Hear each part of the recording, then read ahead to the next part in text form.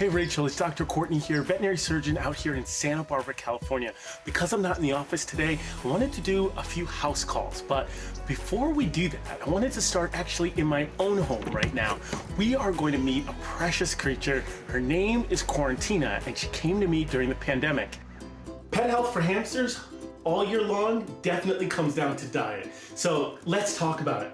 Hamsters really should be fed a pelleted form of food, usually between 16 grams of protein and about 4.5% fat. But what's great about hamsters is that they're omnivores. So they'll take a little bit of this and a little bit of that. But what's really important to remember is that if you're adding treats, it's all in moderation. Leafy greens, a little bit of breakfast cereal, no sugar added. Certainly they can have little bits of apples, little bits of fruit, except for citrus fruit.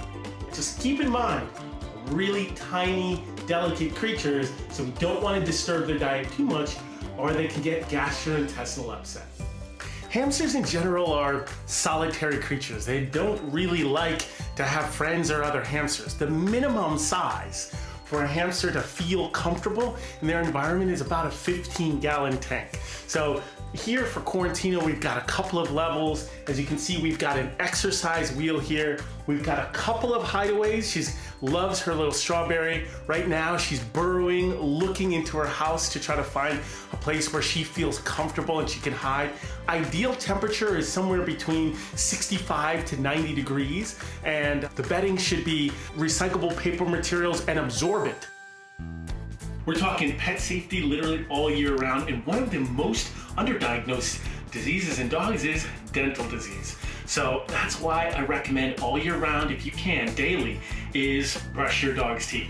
They make specialized types of toothbrushes for dogs, and they also make specialized types of toothpaste for dogs. So certainly contact your veterinarian, make sure that you know exactly what type of toothpaste you should be using for your dog. Sometimes they're chicken flavored or beef flavored, but they are really good for your dogs in terms of just making it a good experience. I'm here with Patrick Bateman, otherwise known as Cat, and yes, I'm outside, because that is literally one of the fundamental principles of cat health safety. Is indoor only or indoor outdoor? That's a question all kitty cat pet parents are gonna have to answer. I prefer indoor only because it keeps them free from predators, they don't get hit by cars, they don't get into fights with other cats, and there's a host of infectious disease hazards out there.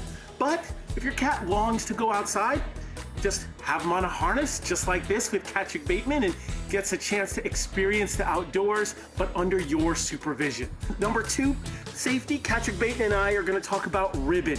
Cats love this stuff, and this stuff can unfortunately clog the intestine. Not only that, it can cut into the intestine, what we call a linear foreign body.